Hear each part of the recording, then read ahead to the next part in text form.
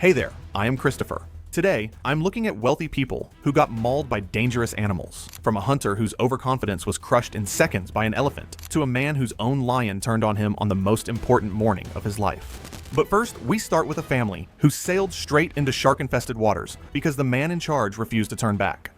It was August 8th, 2015. The Pacific Ocean, approximately 40 nautical miles off Guadalupe Island, Mexico. The water was clear and the seas were flat. Conditions were calm in every direction. There was nothing between the vessel and the horizon. Richard Hargrove was 54 and worked as a property developer in Newport Beach, California, and the people who knew him well said he was the kind of man who decided he wanted something and did not stop until he had it, no matter what it cost or what anyone said. He had been on boats his whole life, chartered trips, crude passages, weekends on other people's yachts, and at some point he had decided he needed one of his own. He saved for 3 years alongside his business income and bought a $2 million sailing yacht and named it after his wife. He hired a captain with 22 years of blue water experience and 11 Baja coastal passages behind him. 6 weeks before the voyage, the captain recommended a coastal route staying within 30 nautical miles of shore and formally advised against transiting the Guadalupe aggregation zone during peak season. Richard listened to all of it and still would not change the route because the sharks were part of why he wanted to go there. The captain resigned. Richard hired a replacement with less experience and no prior operational experience in the Guadalupe aggregation zone, and he never told him what the first captain had explained. A man with 22 years walked off that boat because of this route. I genuinely cannot understand hiring his replacement and keeping that conversation to yourself. Richard's wife Carol was 51, and his son Blake was 28, and the three of them set off on what was planned as a 10-day cruise. The first few days were easy and relaxed, with good food and music on deck, and long afternoons watching the water. And Richard had been enjoying himself so much that the warning the first captain had given him had started to feel like something that belonged to a different conversation. No sharks had been sighted since they entered the aggregation zone, and the ocean looked calm and empty and safe. On the afternoon of day 4, at around 2:15, Blake decided to go in the water. The cruise was about halfway through, and he wanted to feel the open ocean before it was over. And since nothing had been spotted, he climbed down and swam away from the hull. No formal in-water safety protocol or lookout was in place. Carol stayed on deck and Richard was below, and Blake said he would be quick. At 2:23, a shark struck Blake from below in a vertical approach with no warning. Carol had been watching from the rail and waiting for him to surface when the water around him erupted. She could see him from where she stood, screaming and fighting to get back to the surface, and she screamed and called for Richard. Richard came up from below and saw Blake in the water and went over the side himself without stopping, entering the water within seconds. I have to be honest, I do not know what I would do in that moment. I would like to think I would know better. I do not think I would. Blake was still at the surface when Richard reached him, but the water around them was already heavily discolored, and Blake was still moving erratically, which kept the shark in the area. The shark had not broken off. It had already begun feeding, and it came back before Richard could get his son to the hull, returning from below the same way it had the first time. Blake went under. The blood concentration in the water by that point was significant, and Richard was directly inside it when the shark came through again. It struck him from the side with enough force to roll him under the surface. He came up once and then did not come up again. The captain sent a mayday at 2:26, and it was acknowledged within a minute, with rescue estimated at approximately 2.5 hours out. He attempted to maneuver the vessel closer to where the two men had gone under, and during that maneuver, the prop shaft seal, which the pre-voyage survey had flagged as showing early corrosion fatigue, failed under the load. Water began entering the vessel through the shaft housing. The automatic bilge pump activated, but the ingress rate exceeded its capacity within several minutes, and a secondary compartment the captain could not access or isolate began flooding. The yacht began listing to port. Carol was at the rail, trying to see what was happening in the water below, standing on a wet deck with an increasing port list, reducing stable footing. The yacht shifted, and she had nothing firm to hold, and she went into the water. The sharks that had been drawn toward the blood and surface disturbance were still in the area. They also attacked her. She did not come back up. By 2:44, the captain transmitted an update reporting the stern was going under. He moved to the bow and held position. Rescuers reached the vessel at 4:51 and recovered him. He was the only person on board. Blake Hargrove was 28, Richard Hargrove was 54, and Carol Hargrove was 51. None of them were recovered from the water. The investigation reviewed the route selected. the resignation of the original captain, the decision to transit the Guadalupe aggregation zone during peak season without disclosing known risk factors to the replacement captain, and the deferred maintenance on the prop shaft seal identified in the pre-voyage survey. The original captain provided a statement and did not elaborate beyond the facts. The yacht was eventually salvaged, repaired, and offered at auction. It did not sell. It was renamed and added to a rental fleet. He wanted to see the sharks. He chose to be where they were. While Richard took his family into open water to chase something he had been warned about, far inland in Montana, a man was running a different kind of operation entirely, one that ended the moment a faulty latch finally gave way.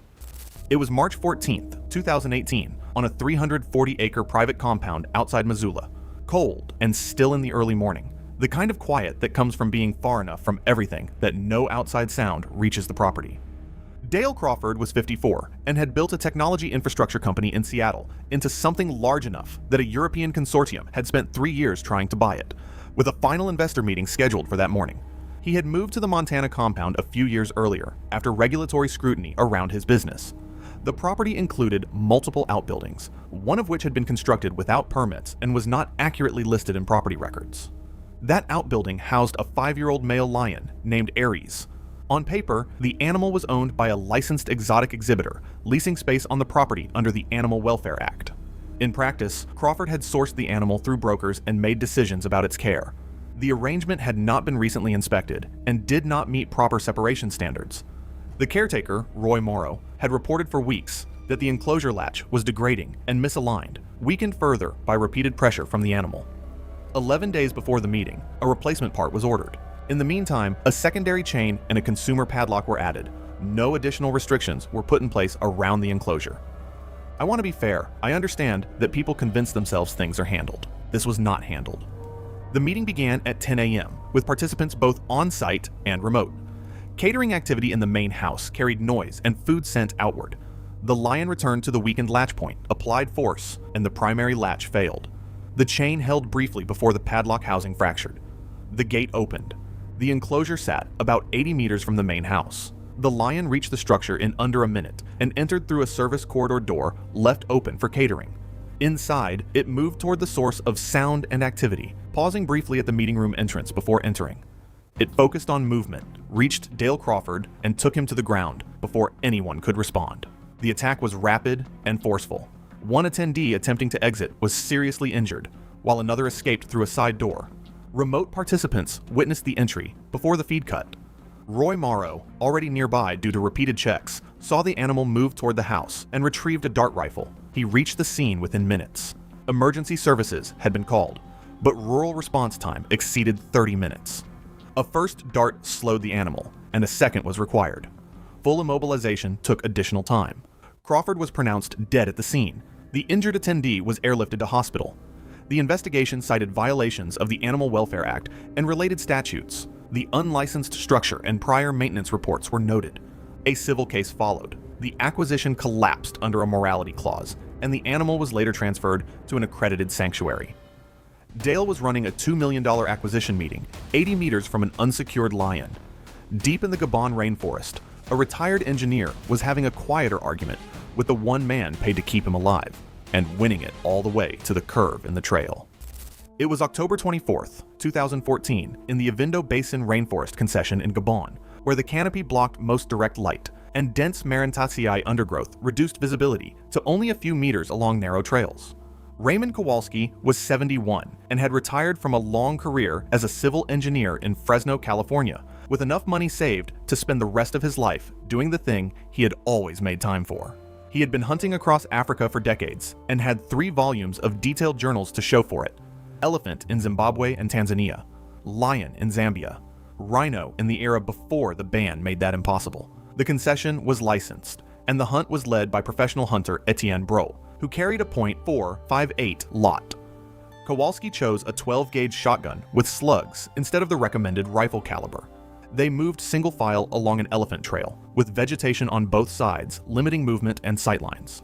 Before entering a tighter section, Brault advised turning back due to poor visibility and unsafe conditions. Kowalski disagreed and chose to continue. Brault noted his objection formally, and they continued. He wrote it down before they walked in. At approximately 9:40 a.m., the trail curved sharply, reducing visibility further. A group of forest elephants was already just beyond the bend, including a calf. Detection and contact occurred almost simultaneously. The nearest female reacted immediately and charged. Forest elephants charge without extended warning when surprised at close range, especially with a calf present. At that distance, a defensive response is immediate. She came without further signal. The distance closed in seconds. Brault attempted to raise his rifle, but the vegetation blocked his movement. The elephant struck him first, knocking him into the undergrowth. Kowalski had no clear firing lane and discharged one slug. It hit, but did not stop the charge. The elephant reached him at speed, knocking him down and trampling him as it moved through the confined trail. The force caused fatal injuries on contact. Brault recovered, retrieved his rifle, and fired to drive the elephants off. The group withdrew into the forest. Kowalski was unresponsive. Brault confirmed no signs of life, marked the location, and moved the body slightly off the trail before withdrawing to reach radio contact. Recovery was completed later that day with additional personnel due to terrain constraints. He was pronounced dead at the site. The cause of death was blunt force trauma and crush injuries consistent with a close-range elephant charge. The review found the incident consistent with a defensive reaction in low visibility conditions, and Brault's prior objection was included in the record. Raymond Kowalski's remains were repatriated to the United States through consular channels. While Kowalski walked into the forest, overruling the one man paid to protect him, far across the world, in the Sundarbans, a man stepped off a boardwalk before sunrise. Not for adventure, not for content, just for a cigarette and some space after the worst conversation of his marriage. It was July 27th, 2017, at a tidal creek camp in the Sundarbans Delta, India, where huts stood on raised platforms linked by wooden boardwalks, and the mangrove forest began roughly 3 meters from the perimeter. Guests were briefed on arrival. No leaving the boardwalk alone, no movement before sunrise.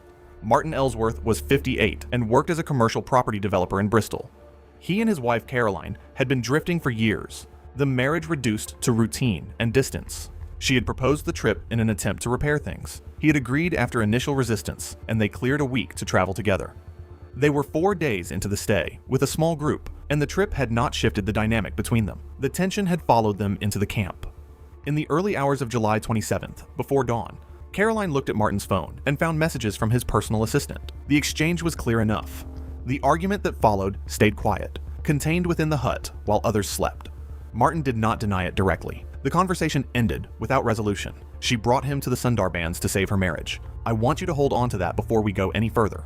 At approximately 5:15 a.m., in low light before sunrise, Martin took his cigarettes and left the hut without speaking. He had used the boardwalk alone during the day on previous occasions, and once stepped briefly off the end without consequence. The space within the perimeter had begun to feel controlled. He walked the length of the boardwalk and stepped off at the far end.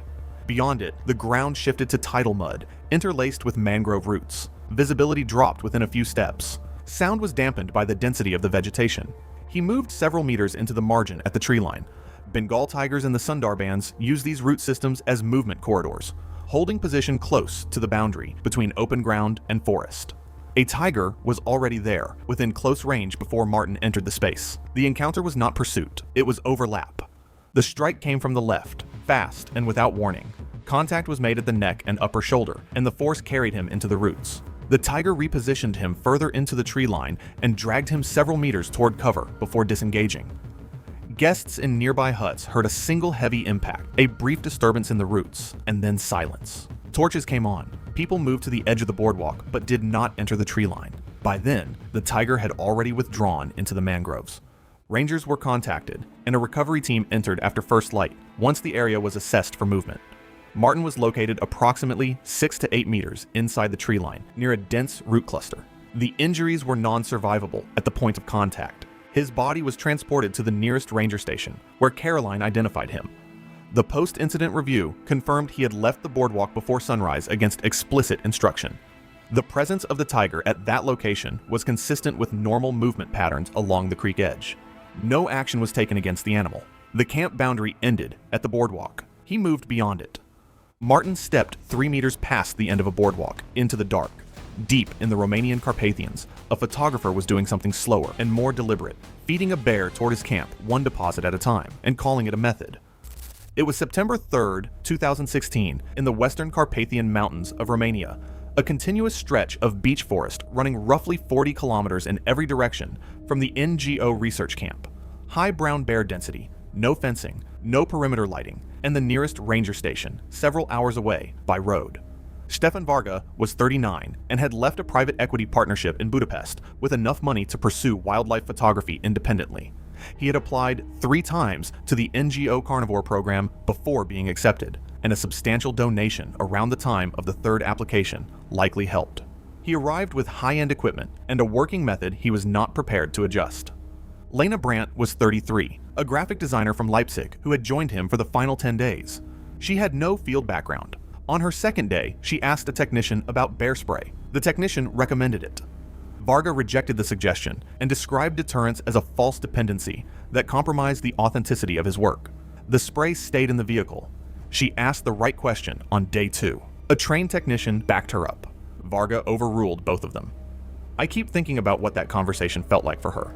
His permit had expired on September 1st. He had extended the stay to the 6th and arranged private transport via charter and ground transfer from a regional airfield approximately 2 hours away. The NGO had not sanctioned the extension. He had been tracking an adult male bear, 12 to 14 years old, with a notch in its left ear, naming it in his field notes and treating it as a subject rather than a hazard. He had been placing food at 3 deposit points, roughly 60 meters from camp, positioned to guide the animal through his primary camera angle. The sites were outside routine monitoring paths, in terrain dense enough that increased activity near camp was not immediately obvious. The NGO staff did not know. Lena did and objected. Varga described it as controlled methodology. It was a low-mast year, natural food was limited, and bears were ranging closer to human areas than usual. 2 days before the incident, the same bear had approached within 15 meters of camp and remained for 11 minutes. Varga recorded the encounter as non-threatening. Lena asked to leave. He told her one more day. On the morning of September 3rd, in low early light under the canopy, the bear approached silently and held position near the camp for several minutes, posture consistent with assessment of a known food source. It then moved directly toward the structure. Varga was outside. Lena was inside the tent. A bear conditioned to a feeding location does not approach it cautiously. It returns with expectation. The repeated deposits had established that association. The bear engaged the canvas with forelimb force, tearing through it and collapsing the frame. It entered the structure. Lena had no space to move or create distance. The attack was immediate and focused. It did not break off. Varga moved away from the structure. The bear did not pursue him immediately, but after remaining at the site, it followed the next available movement. Without a deterrent and in dense terrain, he was unable to make it far. The camp missed its scheduled check-in at 7:15. Concern was raised late morning, and rangers were contacted around 9:20, arriving in the early afternoon. The tent was partially destroyed from the outside. Lena Brandt's remains were found within the collapsed structure. Stefan Varga was located approximately 70 to 100 meters into the forest, partially covered with leaf litter and debris. The adult male bear with the notched left ear was identified at the site and euthanized during the recovery operation. While Varga spent weeks engineering exactly the encounter that killed them both, thousands of miles away in Ghana, a man was moving $2 million of gold through a network that knew him better than he knew it. And the one thing he did not plan for was waiting in the grass. It was February 9th, 2018, Accra, Ghana. The city was still dark when the vehicle left, headlights cutting through a thin layer of roadside dust as it moved north before dawn. At that hour, the traffic lights cycled for no one, and the usual roadside activity had not yet begun. By the time the sky started to lighten, they were already clear of the denser parts of the city. Raymond Asare was 57 and had spent most of his working life in the gold trade. His business operated on 2 parallel records, one that could be shown when necessary, and another that reflected what was actually being moved and paid. The differences were not dramatic in any single instance, but over time they accumulated. Adjusted weights, delayed payments, small percentages redirected. It had continued without interruption, largely because the people involved relied on him for access and continuity. 8 months earlier, his partner, Joseph Mensah, had identified inconsistencies and confronted him. The discussion did not escalate publicly. Within weeks, Joseph died in a road accident outside Kumasi involving a cargo truck. The report attributed the incident to driver fatigue. There was no extended inquiry. After that, Raymond began noticing losses in his own shipments, not enough to trigger immediate alarm, but consistent. He traced the discrepancies inward, narrowing it to individuals who had access to routing schedules and storage details. Rather than delegate, he chose to handle the next transfer personally. The consignment was approximately 40 kilograms of gold. Its estimated value ranged between $1.8 and $2.2 million, depending on purity assessment and buyer. The documentation accompanying it described a different type of cargo, sufficient for routine movement but not capable of withstanding inspection. He limited the operation to a single driver he had used before. What he did not adjust were the underlying routines. The storage lock combination had remained unchanged for over a decade. The timing, packaging method, and general route structure were familiar to more people than he had recently accounted for. The combination had not changed in 11 years. A man running a business built entirely on secrecy. I could not get past that detail. The first 2 hours of the drive were uneventful. The road surface varied but remained passable, and there were no stops. Then, the driver turned off onto a laterite road, explaining that a checkpoint ahead would slow them down unnecessarily. Raymond had encountered similar diversions before and did not object. The road narrowed and the vegetation thickened along both sides. At a clearing, the vehicle slowed. 3 men were already there. They approached without hesitation and addressed Raymond by name. They knew what was being transported and where it was concealed. The exchange was controlled and brief. There was no extended confrontation. The gold was removed. The men took the vehicle keys, disconnected the battery, and took Raymond's phone. Then they left the clearing in the same direction they had come. Raymond remained where he was for a short time, then decided not to follow the road. Based on the earlier route, he estimated the direction of the main road and chose a more direct path through the surrounding bush. It was dry season, and from the edge the terrain appeared passable. The ground beyond the clearing was uneven, covered in dry leaves and low vegetation. Visibility at foot level was limited when moving at a normal walking pace. In that region, saw-scaled vipers are commonly present and often remain concealed beneath surface cover during the day. Sometime in the mid-morning, Raymond stepped through a patch of dry ground cover and was bitten on the lower leg. The strike was fast enough that he did not see the snake before contact. The immediate effect was sharp, localized pain. Within the next 1 to 2 hours, swelling developed around the bite and began extending upward. He continued walking, with no phone, no water, and no clear path back. Remaining stationary did not seem like a safer option. The movement, however, increased circulation. The venom interfered with normal blood clotting, and the continued exertion accelerated its systemic effects. Bleeding at the bite site persisted, and additional bleeding began at the gums as the coagulopathy progressed. He covered an estimated 2 kilometers before the combined effects of blood loss, reduced blood pressure, and fatigue forced him to stop. He sat at the base of a tree in the early afternoon and did not resume movement. Over the next several hours, the physiological effects continued without intervention. The location remained undisturbed through the night. Insect activity began within hours. Over the following days, small scavengers altered the immediate area, dispersing some of the remains within a limited radius. 11 days later, a forestry worker conducting a routine boundary check encountered partial remains approximately 2.8 kilometers from the nearest accessible road. Items found at the site, including personal effects, were used to establish identity.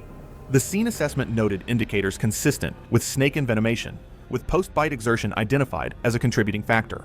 Due to the condition of the remains, no formal clinical cause of death was recorded. The abandoned vehicle was located earlier along the laterite road, without its battery. The driver was identified through Raymond's network within days, but could not be located. Reported sightings in 2 towns were not confirmed. The 3 men involved in the robbery were not identified. The gold was not recovered. The earlier case involving Joseph Mensah was reviewed again and closed without additional findings.